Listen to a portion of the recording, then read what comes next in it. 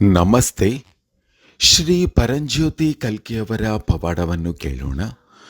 ಬೆಂಗಳೂರಿನ ರಮೇಶ್ ಕೇರವರು ಅವರಿಗಾದ ಆರೋಗ್ಯದ ಪವಾಡವನ್ನು ಹೀಗೆ ಹಂಚಿಕೊಳ್ಳುತ್ತಿದ್ದಾರೆ. ಕೆಲವು ದಿನಗಳ ಹಿಂದೆ ನನ್ನ 2 ಹಿಮ್ಮಡಿಗಳಲ್ಲಿ ತೀವ್ರವಾದ ನೋವು ಇತ್ತು. ನನಗೆ ನಡೆಯಲು ಕೂಡ ತುಂಬ ಕಷ್ಟವಾಗಿತ್ತು. ನಾನು ಹಲವಾರು ವೈದ್ಯರುಗಳನ್ನು ಭೇಟಿ ಮಾಡಿದೆ.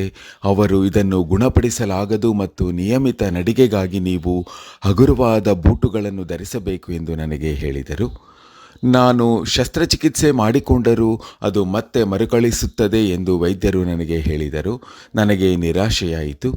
ನಾನು ಶ್ರೀ ಭಗವಾನರ ವೈಯಕ್ತಿಕ ದರ್ಶನಕ್ಕೆ ಹೋಗಿದ್ದೆ ಮತ್ತು ನನ್ನ ನೋವನ್ನು ಶ್ರೀ ಭಗವಾನರಿಗೆ ವಿವರಿಸಿದೆ. ಶ್ರೀ ಭಗವಾನರು ಇದನ್ನು ನನಗೆ ಬಿಡು ಎಂದು ಹೇಳಿದರಲ್ಲದೆ, ನಾನು ನಿನ್ನನ್ನು 10 ವರ್ಷ ಚಿಕ್ಕವನನ್ನಾಗಿ ಮಾಡುತ್ತೇನೆ ಎನ್ನುವ ಮೂಲಕ ನನಗೆ ಭರವಸೆ ನೀಡಿದರು. ಸ್ವಲ್ಪ ಸಮಯದೊಳಗೆ ನೋವು ಸಂಪೂರ್ಣವಾಗಿ ಕಣ್ಮರೆಯಾಯಿತು ಮತ್ತು ನನ್ನ ಒಟ್ಟಾರೆ ಆರೋಗ್ಯವು ತೀವ್ರವಾಗಿ ಸುಧಾರಿಸಿತು.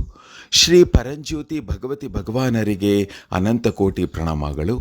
ಶ್ರೀ ಪರಮಕರ್ಣ ಪರಂಜ್ಯೋತಿ ಭಗವತಿ ಭಗವಾನರಿಗೆ ಜಯವೆನ್ನಿ.